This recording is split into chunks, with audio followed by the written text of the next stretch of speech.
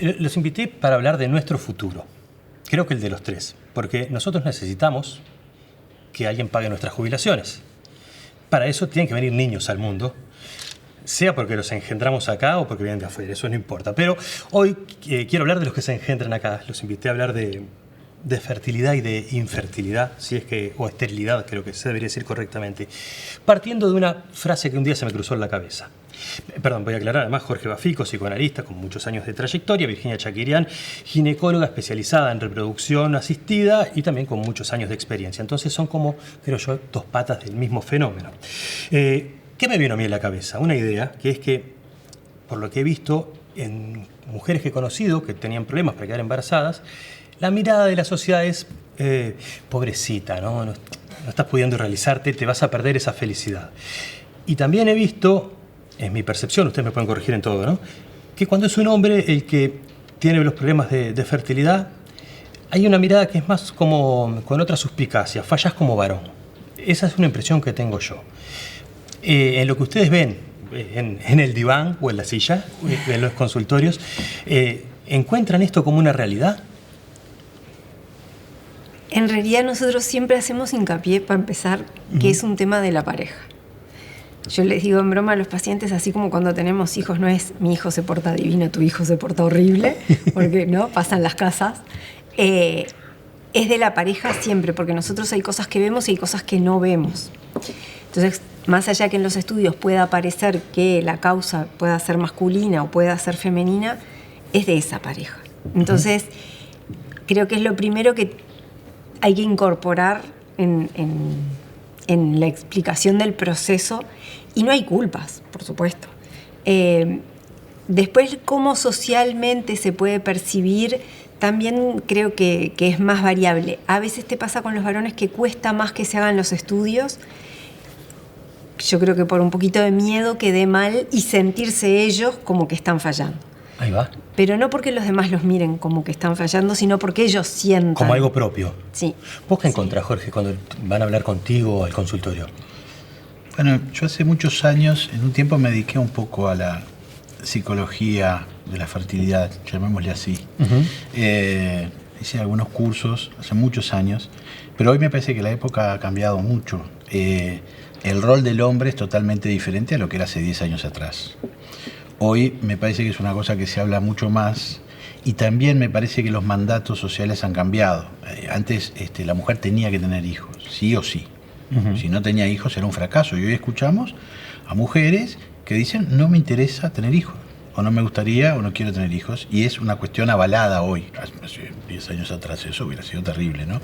Y hay una cosa, hay una virilización de la mujer en el sentido de mostrarse de otra forma, y también una feminización del hombre, una cosa de mostrar su sensibilidad de otra manera, de que hay un cambio en los roles también, que permite que los hombres se involucren mucho más en el tema de tener un hijo, pero también criar un hijo, ¿no? Eso es lo que yo veo hoy, que han cambiado mucho en este tiempo los roles, ¿no? Por suerte, en esto me parece que es algo muy positivo. ¿Cómo recibe una persona, sea porque va y conversa contigo, sea porque va al consultorio, la confirmación de que tiene X problema que va a hacer que por lo menos sea más difícil que pueda ser padre o madre, que tenga hijos? ¿Cómo encaja la gente ese golpe? Porque los proyectos de familia que buscan tener sucesores, digamos, ¿no?, que buscan tener hijos, son proyectos que se llenan de ilusión y de expectativas. Y si de repente, bueno, no, la noticia no es la que vos querías y ves que llevas un año probando y no salió, ¿cómo recibe la gente eso? ¿Cómo se le dice a alguien, mirá, hay un problema? ¿Cómo se le dice a alguien? Vamos a ver y te vamos a ayudar a convivir con este problema. Supongo que más o menos serían esos los roles. No, adelante. Yo podría hablar de los dos lados del mostrador, porque es algo que yo en realidad creo nunca hablé públicamente. Sí, la muerte de un hijo que tuve recién nacido, pero yo estuve muchos años para tener mi primer hijo por problemas de fertilidad de la pareja, que después se descubrieron y se arreglaron y se solucionaron, pero en ese tiempo tuvimos 5 años para tener un hijo, y es una cosa muy dolorosa, porque ahí ya se convive con el fantasma de cada uno y también con las expectativas familiares. ¿no? Cuando ¿Y toda ustedes una para familia- cuándo, chicos? ¿Ustedes no eso? Y para una mujer es muy terrible muchas veces que le pregunten, ¿y cuándo vas a tener? Es una cosa que recuerdo en lo personal y también lo escucho mucho en la clínica de mujeres que por diferentes motivos no pueden quedar embarazadas y hay una gran presión social. Y eso también ahí las ubica en el lugar de hijas. O sea, ellas van a responder las mujeres en el lugar que quedaron ubicadas como hijas. Muy interesante eso, porque ahí ya no es un tema general. Después es el del uno en uno, cómo ese mandato, ¿no? familiar, golpean cada uno, ¿no? Que el hombre lo maneja diferente. Me parece que eso todavía sigue siendo como mucho más doloroso para la mujer. ¿Tú lo ves así cuando tenés que transmitir la noticia? En general, cuando llegan a la consulta con nosotros, es que ya estuvieron buscando y no funciona. O sea, que la Como noticia se la pueden ver venir. La noticia de que no hay embarazo la tienen y por eso es que vienen a buscar ayuda. En el caso nuestro podemos encontrar causas de repente. Y lo que uno ve es que cuando encontrás una causa, obviamente la gente se preocupa. Están las trompas tapadas, hay pocos espermatozoides, hay una endometriosis, la edad está afectando. Esa causa duele, pero si no encontrás ninguna causa, que pasa en el 20% de las parejas, que hacemos todos los estudios y está todo bien, pero no llega al embarazo. Y hay que ayudarlos igual. También a veces afecta, porque no sabes con quién te estás peleando. Como no sabes cuál es el problema, ¿cómo hacemos? Te peleas un poco con el de al lado. Sí, bueno, después cada uno Hay muchas parejas que esto lo fortalece en el vínculo, el afrontar un problema juntos y tratar de resolverlo. Que a veces se resuelve con un hijo y a veces sin el hijo, pero en definitiva se afronta juntos.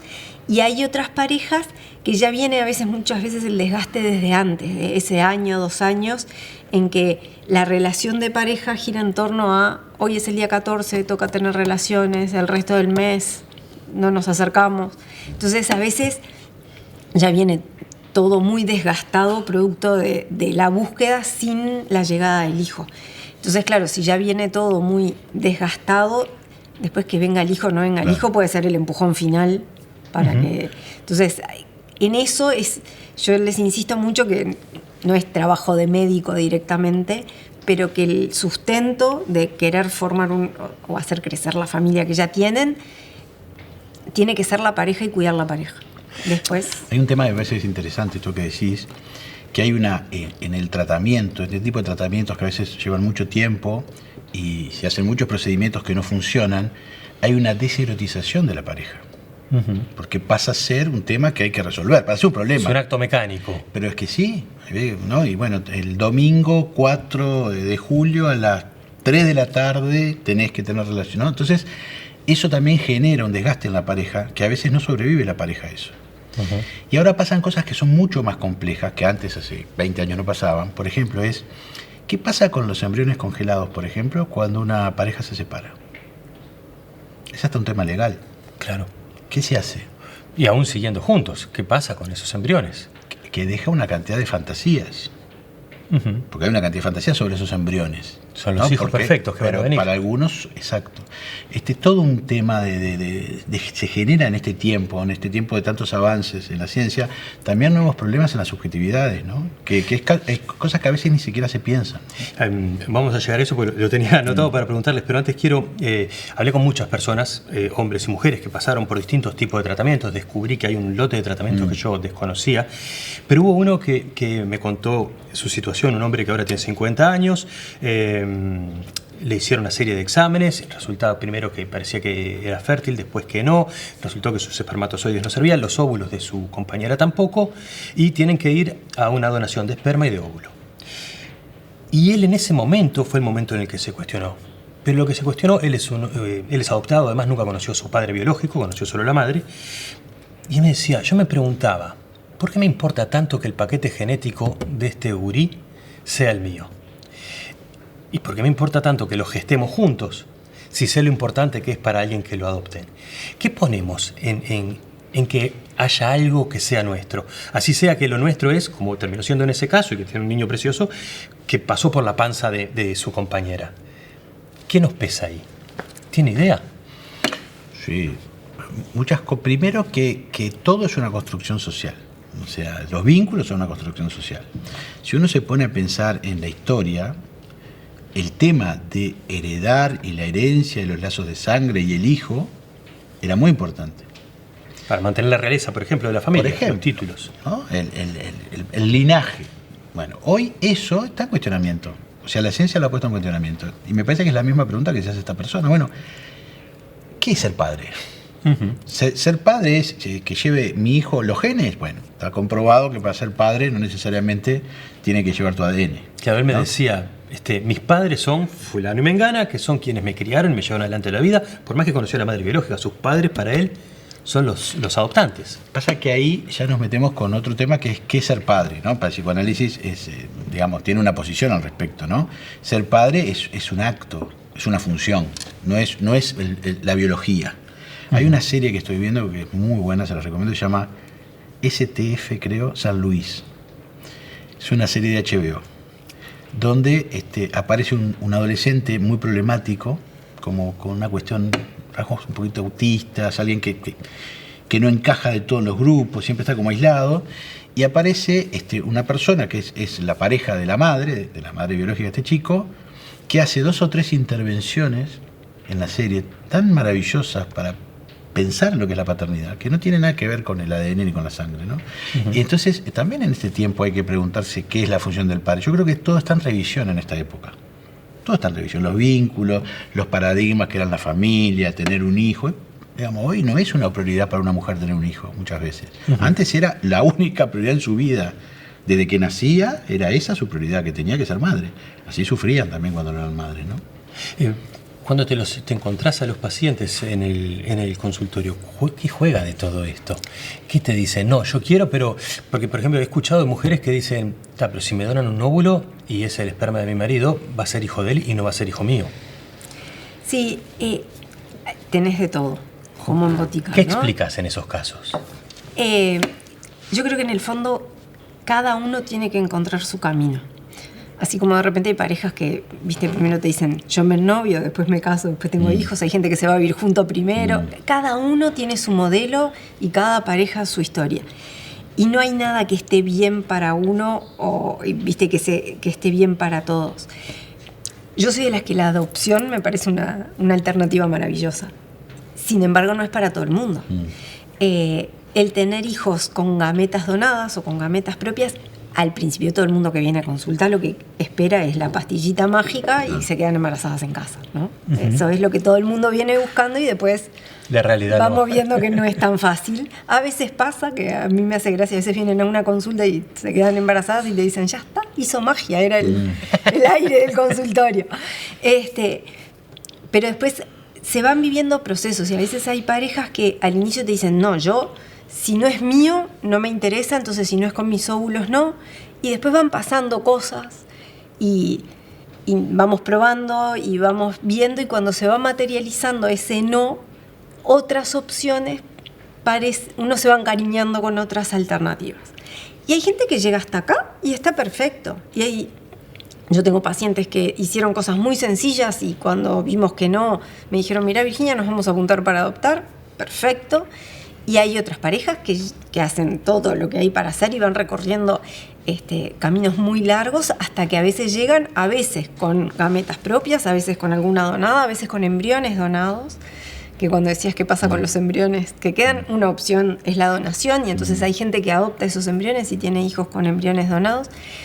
Lo importante es que una vez que ese hijo esté en casa, para esos padres sea su hijo y ese hijo son los padres que va a tener. Claro.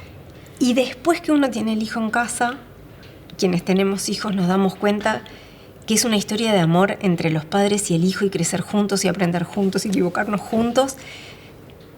A mí sí tienen mis genes, no tienen mis genes. No es lo que me cambia. Te queda en segundo plano. Pero es una psicoanalista, lo que estoy escuchando. Que está muy en contacto con el sufrimiento humano también. Porque está bárbaro, porque en realidad se trata de la función, del rol que uno puede asumir en torno a ese hijo. Más allá si es de uno, biológicamente o no. Cuando uno puede engancharse con eso es que puede ser padre, porque después vemos lo otro. Padres biológicos que nunca aceptan su rol.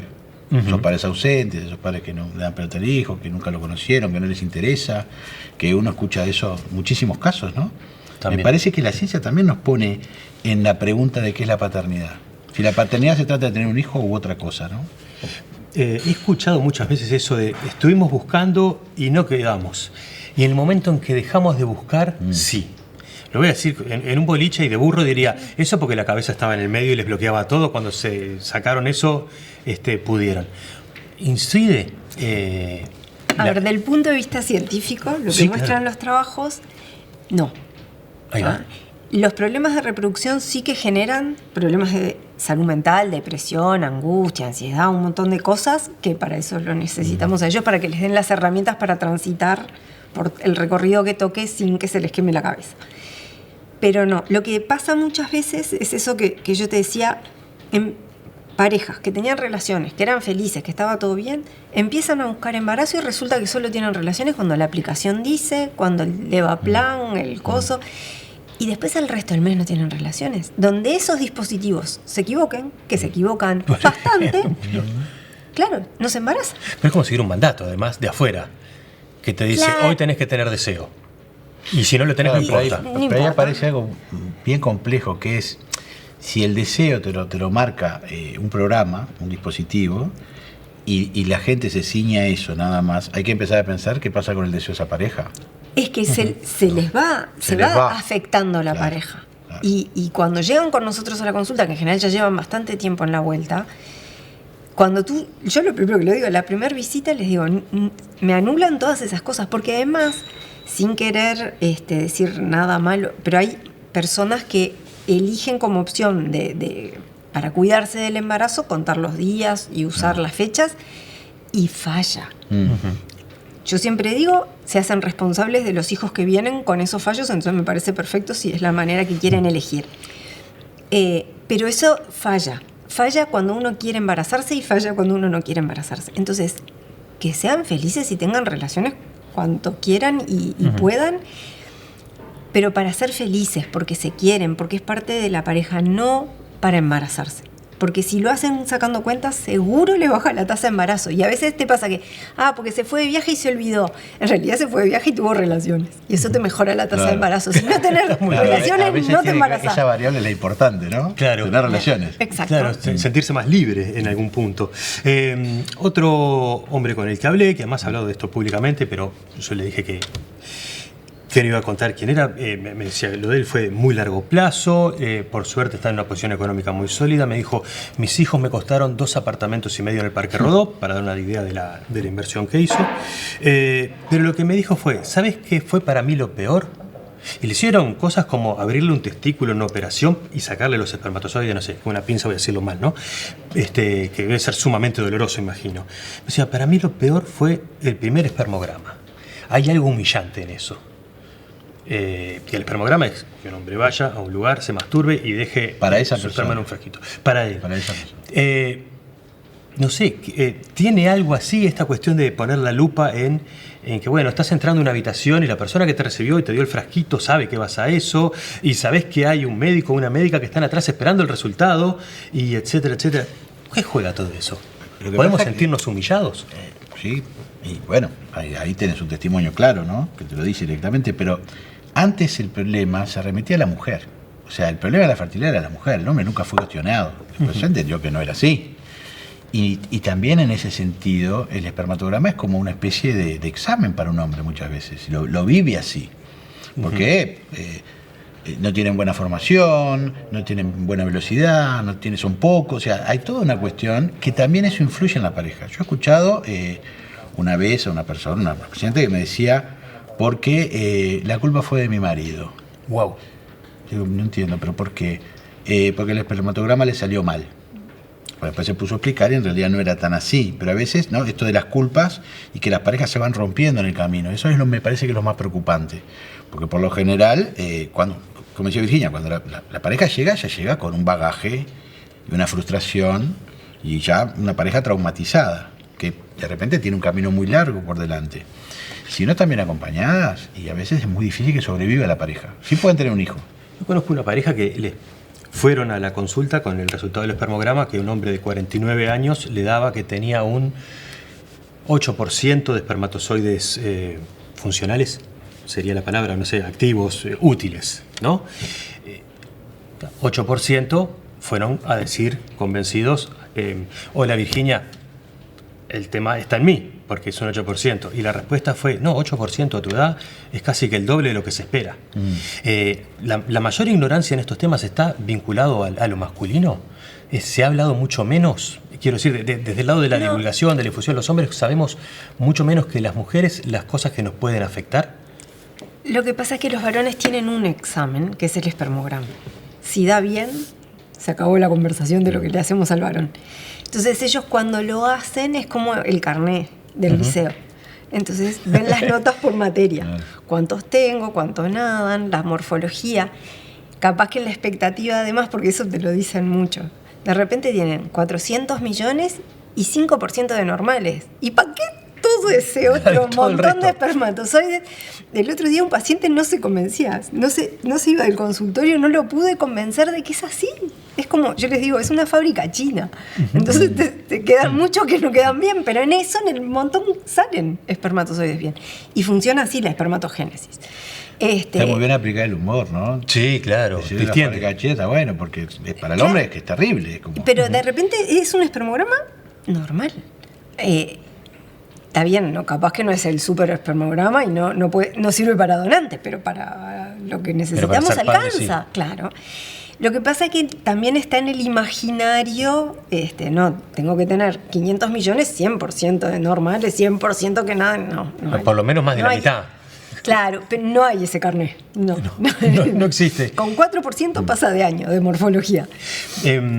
Tengo otra historia más de una pareja que va al médico. Habían perdido un embarazo de 10 semanas, 4 o 5 meses después, saco vacío. Van al ginecólogo de turno que le recete a ella las pastillas para expulsar ese saco vacío. Y el hombre se sincera y le dice, mire doctor, me he fumado medio Jamaica, he tomado todo el vino que he encontrado a la vuelta y me he roto la nariz muchas veces. ¿No habrá que hacerme un estudio?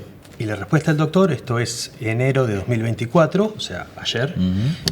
No te preocupes porque el espermatozoide es una célula estúpida. Acá si hay algo complejo es el óvulo y es lo que hay que revisar. Sigue habiendo gente, o sea, me consta que eso es cierto. Y que hubo un profesional de menos de 50 años que le dijo eso a una pareja. Es una bestia. A mí eso, no se hagan cargo de mi afirmación. Sigue habiendo gente que piensa así, que descarte de plano que uno de los dos integrantes de la pareja que está teniendo problemas pueda tener alguna complicación. No debería pasar. Pero supongo que pasa. Supongo porque hay de todo en la viña del Señor, pero no debería pasar. Siempre hay que mirarlos a los dos. Y te toca revertir esas situaciones, porque esa gente, yo calculo que después, si llega a ti, llega con desconfianza. Sí, yo creo que conversando y explicando la importancia de cada cosa, en general los pacientes cuando vienen pidiendo ayuda, entonces los ayudamos con las herramientas que tenemos. A veces te da un poquito más de trabajo, un poquito menos, pero terminan, todo el mundo, yo creo que terminan. A veces te pasa que de camino se quedan embarazadas y se solucionó y no llegamos a se respondió todo. Claro, ya está, se solucionó. Ahora, qué responsabilidad la del técnico, ¿no? Que se vea a todo nivel, no solamente en esto, ¿no? O sea, una afirmación de una persona que no está en el métier, que no tiene la experticia, es una cosa. Ahora, la persona que tiene la experticia y te dice eso, genera un problema en la pareja brutal. O sea, le están diciendo al hombre, vos estás exonerado de todo problema, el problema es ella. Eso ya genera un problema en la pareja, que es una variable que introduce el técnico. O sea, habrá que tener cuidado con esas cosas, en general siempre, ¿no? Siempre. A veces, cuando conversamos en la consulta, no nos damos cuenta, pero cualquier frase que dejemos picando, a veces se interpreta, claro. Claro, puede generar... Ahí somos 3 millones de analistas, ¿no? Claro, de psicoanalistas. Claro. Sí, dijo esto, ¿por qué será? Sí, por suerte, a ver, en mi caso pasa que vienen tantas veces que da para aclarar, claro, ¿no? 30 millones de veces cualquier duda y lo importante es tener un buen diálogo y conversar. Yo a veces les digo, Si te quedan dudas, volvés la próxima, lo charlamos. Y si hay que preguntar 3 veces lo mismo, no pasa nada. Claro, llévense una libretita y anoten todo lo que quieran saber. Y a veces es mejor eso, que a veces te dicen, ¿te puedo grabar? No, porque capaz que yo en el medio de una frase digo algo que quedaron enganchados de esa frase que quedó todavía registrada. Pero lo vuelven y a capaz escuchar. que no era lo que interpretan de eso. Entonces es mejor siempre el ida y vuelta. Recién decías que hay un examen para el hombre que es este del espermograma. Pero yo decía... Si da bien es solo ese, ¿no? Ahí va, Si te iba a da preguntar mal, cuáles otros, porque estaba ese caso del hombre que le abrieron el techo. Claro. Después me enteré que hay, vendría a ser una especie de, llamémosle, un cañito de salida de los espermatozoides que puede tener un nudo y que desatando ese nudo sale todo bien. Después hay otro examen que es pinchar un testículo. Los tipos que han pasado por esa situación me dicen, después estás una semana caminando como un pato por el dolor. Dicen que es sumamente doloroso. ¿Qué otras cosas hay? En realidad los varones, cuando el espermograma no da bien, lo primero es repetirlo 74 días después. Porque es una fábrica ¿Por qué que está 74? porque es lo que le lleva un espermatozoide desde que entra en la fábrica hasta que sale de la fábrica. Ahí va. Entonces, si tú tenés una fábrica y te bajan la general, hay un paro, se rompe una máquina, toda la línea de producción se afecta. Entonces, los espermatozoides es lo mismo. Si tú tenés una gripe fuerte, algo que te afectó a la salud en general en esos 74 días, todos los espermatozoides que se procesaron en esos 74 días van a tener esa noxa que capaz que es transitoria. Entonces, ¿y cuáles pueden ser las variables de eso, de que haya que resetear todo? Es que cualquier cosa que afecte a la salud de un hombre es una fábrica que está permanente trabajando. Entonces, tenés que hacer otra muestra más de 74 días después para tener otra camada. Capaz que hay una noxa permanente, entonces te va a volver a dar eso. Noxa, perdón, traducímelo. Algo que está lesionando en forma permanente. Bien. Pero si tuvo una gripe fuerte y estuvo con 40 de fiebre durante 3 días, te puede haber chamuscado una buena parte de la producción, pero después que se curó, dentro de 3 meses estamos de vuelta bien, porque las células madre están bien. Entonces repetís a los 3 meses. Si persiste un espermograma que no está bien ahí, hay que mirar hormonas, estudios genéticos, ver si tiene varicoceles, si tiene alguna tumoración, si tiene alguna infección. Hay que mirar muchas otras cosas. Cuando hay 0 espermatozoide, es que ahí tú decís, bueno, por algún motivo no están saliendo. El cañito no llega a la uretra después y no salen los espermatozoides. Entonces, ahí tenemos que ir para atrás y ver, ¿la fábrica trabaja y el cañito está tapado o la fábrica no trabaja? Y ahí las hormonas nos ayudan a tener idea de si vamos a la fábrica, si podríamos encontrar o no espermatozoides. Entonces, si vas a hacer lo que se llama una biopsia testicular, que es ir al testículo, abrir y tratar de obtener espermatozoides, hay veces que tú decís, la fábrica esta está dañada, pero capaz que un poquitito queda, pero ya uno va con esa idea sabiendo que podemos encontrarnos con nada. Otras veces las hormonas le dan muy bien, entonces vas como más confiado. Esto es el cañito de salida. Hay personas que no se les forma el cañito de salida. Mira. A veces por una alteración genética o alguna cosa así. Entonces, pero decís, la fábrica está funcionando. Entonces yo puedo conseguir espermatozoides ahí. Eso lo hacen los urólogos, no lo hacemos los ginecólogos.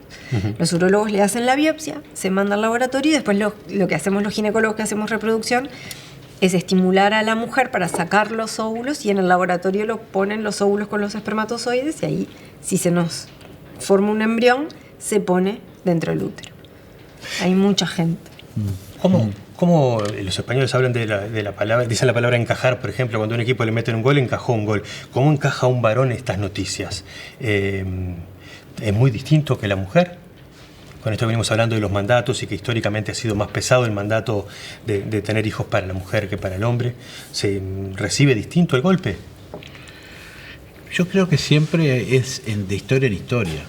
O sea, de caso en caso, ¿no? Bueno, Virginia me imagino que ve hombres que se implican más, hombres que se implican menos, hombres que se angustian mucho más, porque ahí hay que ver también la historia de ese padre, o sea, el futuro padre, cómo funcionó en esta cuestión. Hay hombres que quedan totalmente devastados si no pueden ser padres. Ya no tiene que ver con la paternidad, tiene que ver como con otra cosa. Eso yo decía, falla como varón, digamos. Falla como hombre. Le fallé a la humanidad, a los designios que tenía para con mi por vida. suerte me parece que, como decíamos hace un rato, el mundo en esas cuestiones se está cambiando y ya uno no nace para ser padre solamente, ¿no? O madre, sobre todo las mujeres, ¿no? Bueno, pensar 100, 200 años atrás lo que era esto, ¿no? Bueno, si ven Juego de Juego de Tronos o La Casa de los Dragones, que es una serie que habla mucho de esto, del tema del linaje y la descendencia, y cuando la mujer no queda embarazada, todo lo que pasa, uno lo ve, pero ahora es otra época, por suerte, ¿no?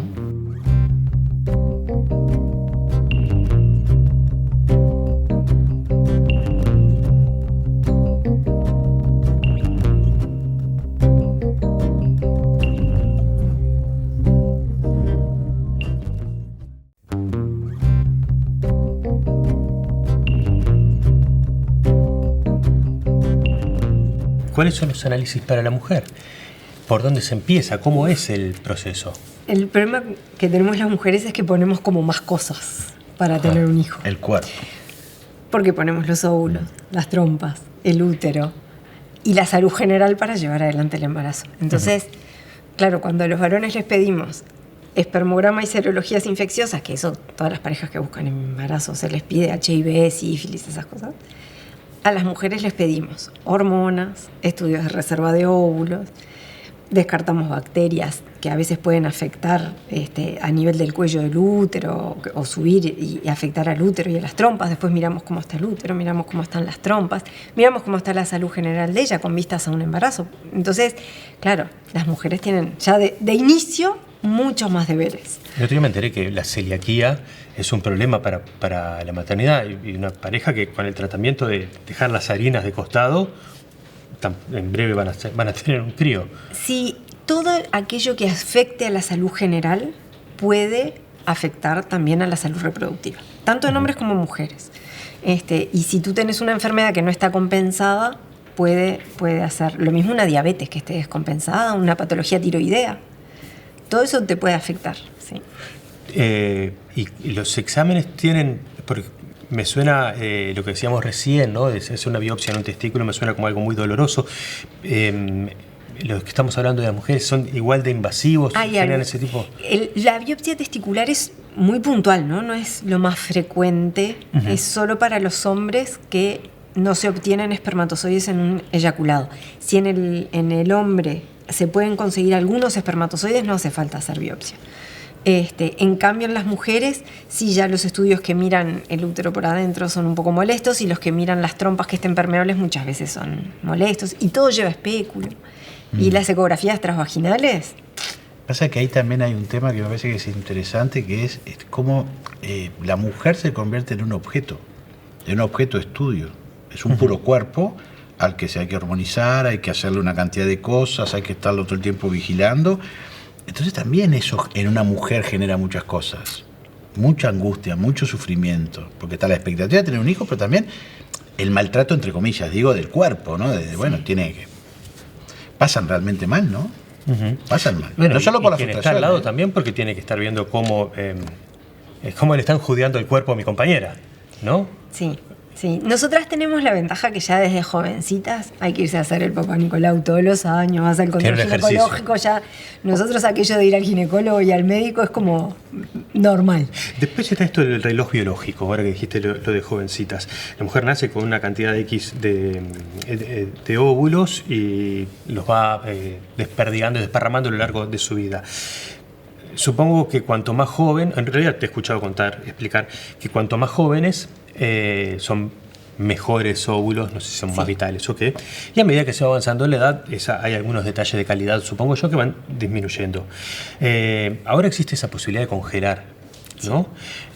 Yo soy una nena y no sé si a los 25 años digo, capaz que el día de mañana quiero ser madre, congelo a los 25, ¿cuánto tiempo puedo tenerlos congelados? Ineterno. Claro. Es así nomás. Sí.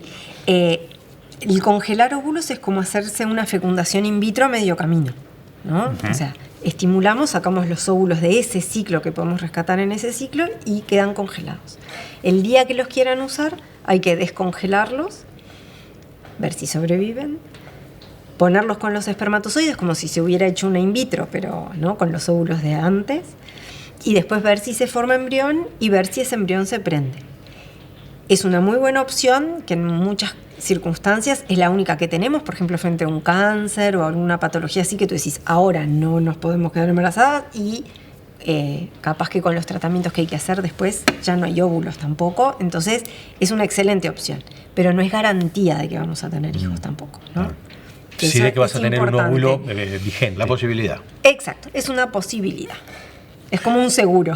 Claro. ¿Y cómo empieza cuando escuchás gente que llega, una paciente que llega y te empieza a contar su búsqueda, su no llegar, su análisis que le da que la reserva que tiene es baja y que ya tiene 37, 38, 39 y los plazos? Terrible. Es Es terrible, porque el tiempo se le acaba. El tiempo biológico se le acaba. ¿Cómo le das herramientas a alguien para que conviva con eso? Bueno, lo que pasa que más que darle herramientas, que hay, digamos, corrientes psicológicas que lo hacen, me parece que hay que primero tratar de que entienda que hay una cosa que puede pasar o no. O sea, puede no ser madre. Puede adoptar, pero biológicamente quizás no. Entonces, ¿qué juega en ella? ¿Por qué tiene que ser madre? A veces es por el mandato de sus propios padres, que quieren tener un nieto. Hace poco me acuerdo de una paciente hablando de eso, ¿no? De la necesidad imperiosa como conservar el apellido. O sea, tenía que ver con un rollo que iba mucho más allá Además de tenía eso. que ser varón en ese caso. Ni siquiera eso estaba en juego para ella, pero sí la cuestión de que las generaciones siguieran. Era muy importante para ella.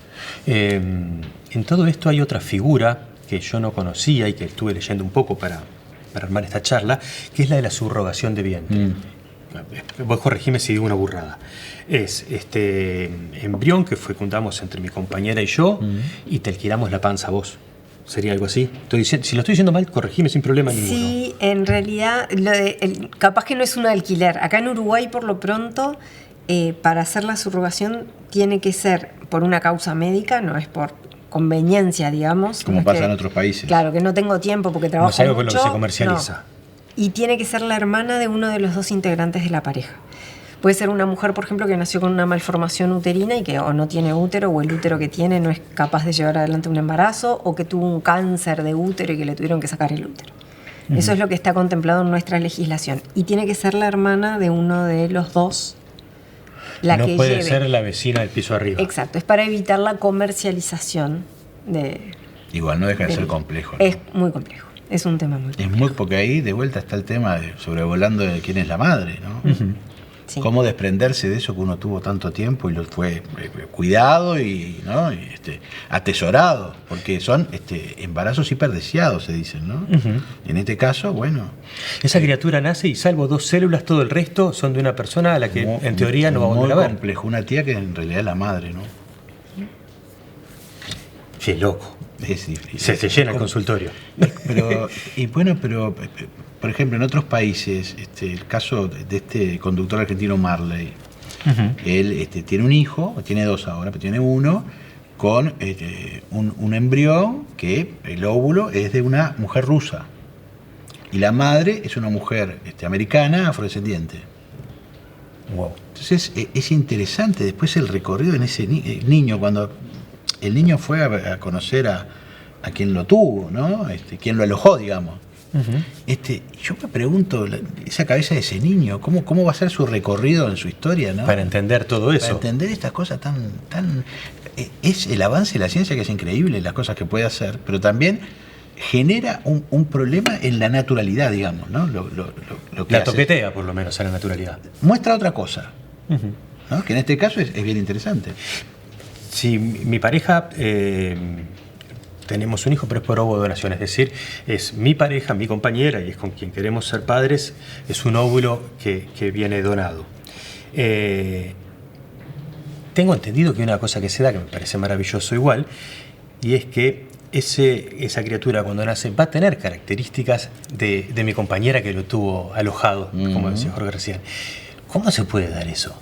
No está todo tan determinado. Yo tengo la teoría, lo que escucho. No, pero viene todo determinado. Ya está toda la información, está ahí adentro Lo que de una pasa es célula que y de la otra. nosotros tenemos en nuestro código genético, es como un código de barras enorme y se manifiesta menos del 5% de eso. Ajá. Cuando se elige la donante o el donante, porque hay niños que nacen por donación de semen también, se mira que tengan características físicas similares para que no sea discordante con la familia. Más allá que después están los genes recesivos que se llaman, que yo qué sé, capaz que si yo siempre pongo el mismo ejemplo, pero uno de mis hermanos, que es morocho como yo, su señora es morocha como yo, tiene 2 hijos como nosotros y 2 hijos rubios, ojos claros. Claramente hay genes claritos por ahí y bueno, y pasa, ¿no? ¿Pidió ADN? No precisa. No, tienen muchas mañas, muy chaquirián. Pero tú tenés genes recesivos que aunque sea hasta tu propia genética, los hijos no necesariamente se van a parecer a uno. Nosotros a la hora de los médicos que seleccionan donantes, igual tratan de mirar que por lo menos de lo que podemos ver, haya un aire para, más que nada, evitar preguntas incómodas, ¿no? Porque después vas a un cumpleaños y te dicen, ¿y a quién salió? Y bueno, toda esa pava.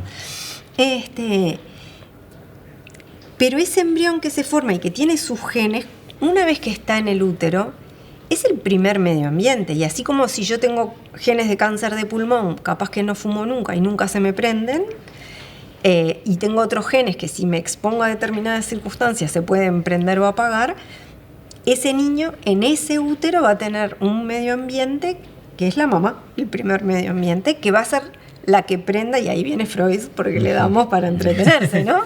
La madre es el primer 9 meses de moldear esos genes, cuál se expresa, cuál no.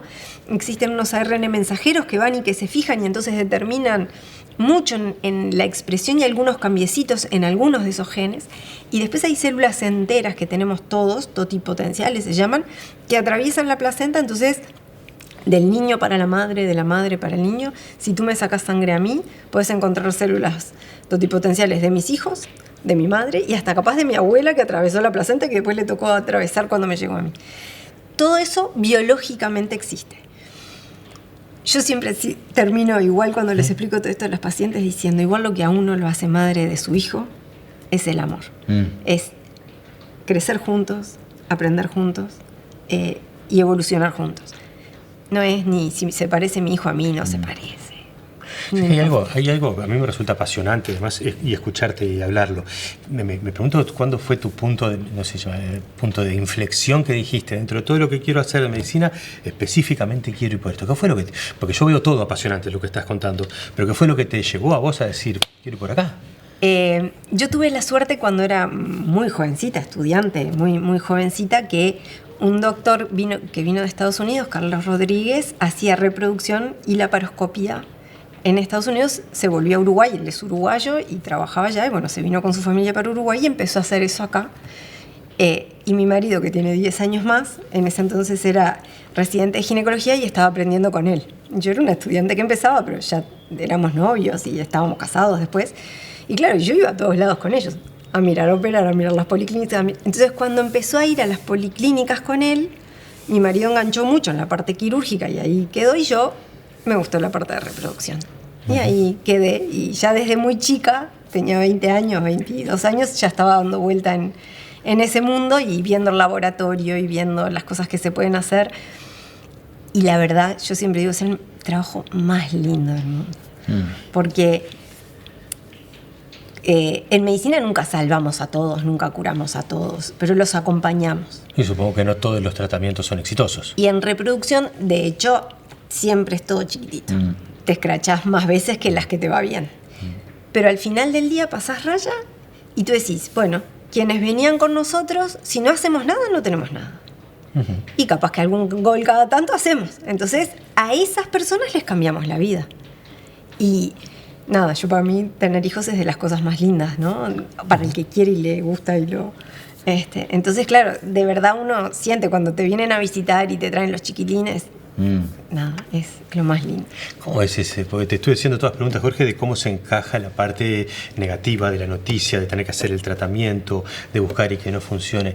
Cuando llega alguien y te dice, funcionó. Y bueno, no, por supuesto no. No puedes exteriorizar mucho, no, supongo, pero... Se puede, sí, y uno se alegra muchísimo.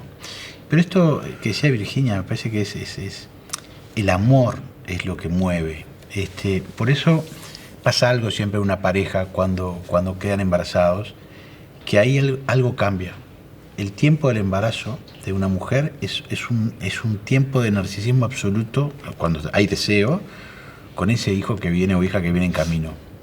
Y es un tiempo muy complejo para la pareja, porque el hombre siempre queda fuera de la escena. Por esto, ¿no? Esto hasta yo estoy escuchando y me interesa esto de que hay algo en el ambiente, en el medio ambiente, que transforma a ese bebé, que lo va transformando al feto, ¿no?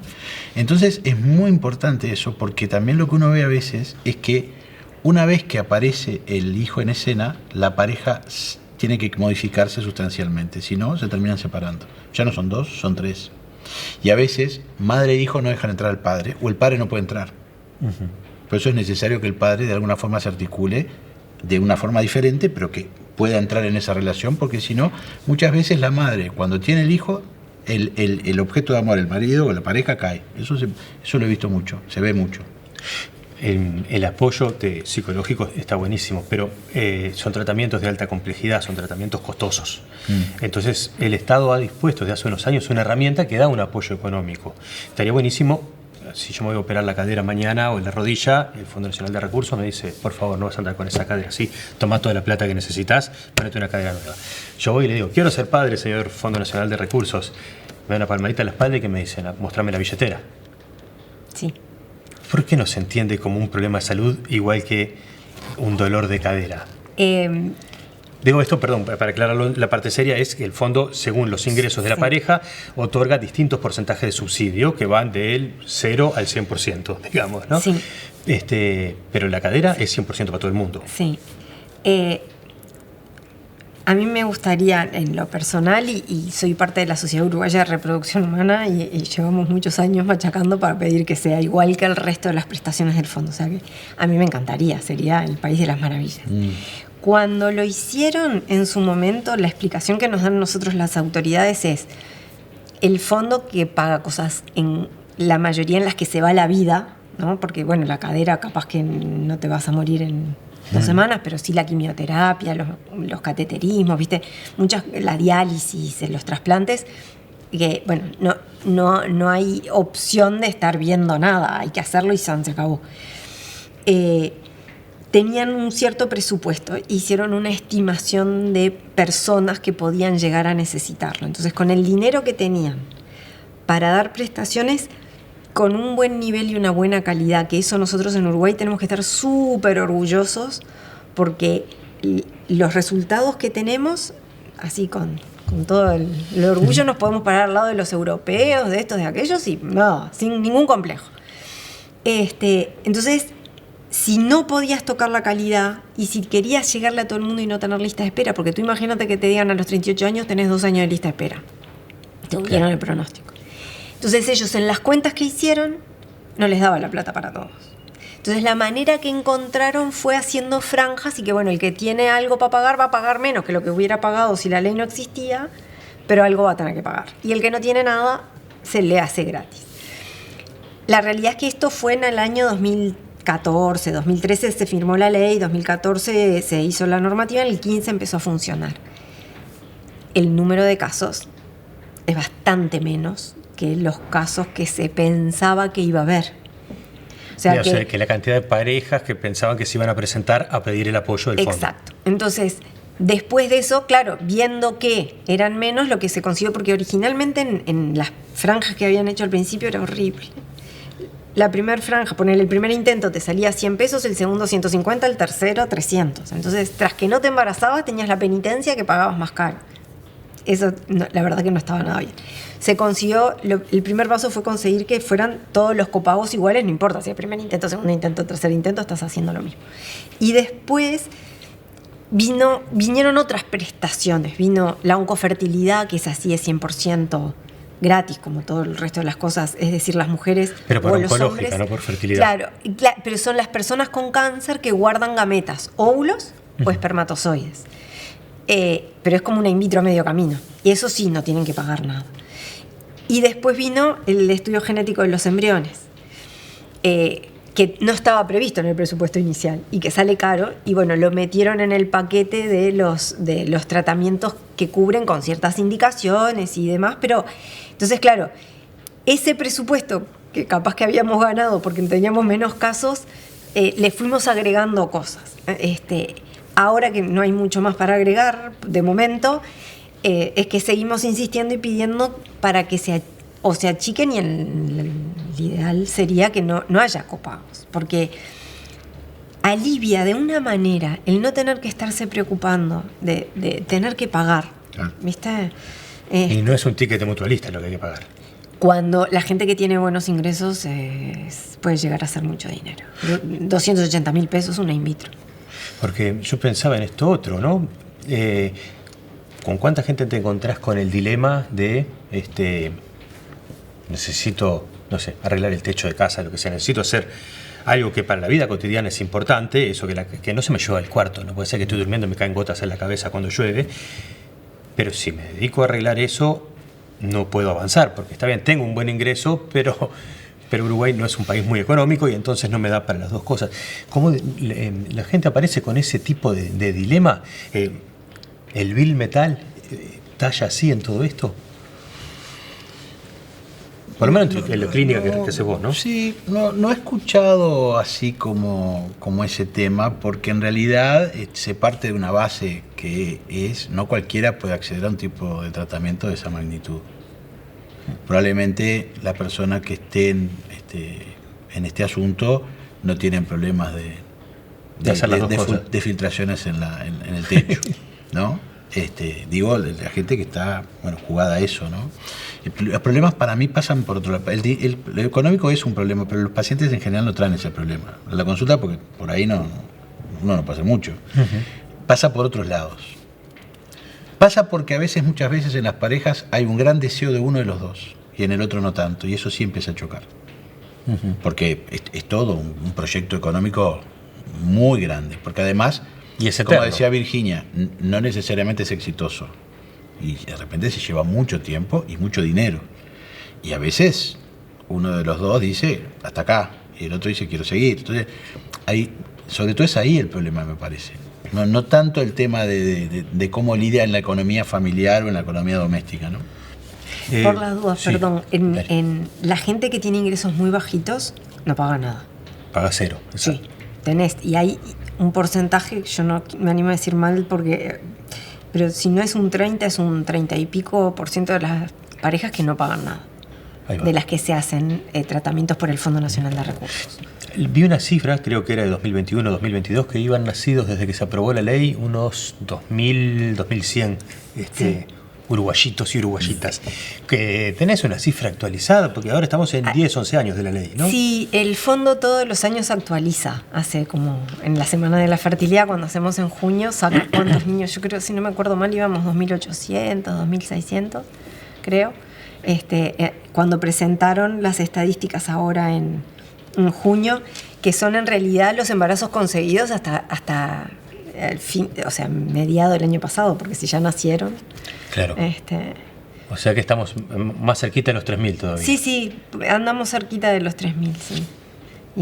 Y no están porque no tenemos en Uruguay, y eso es algo otra de las reclamos que hacemos todos los años, de lo que se llama la baja complejidad, lo que es tratamientos más sencillos, que también incorporó la ley y que se hacen en las mutualistas, en los hospitales, las inseminaciones, estimulaciones de la ovulación y todo eso, que hay un pelotón de niños nacidos de eso. Muchísimos. Y no están en ninguna estadística.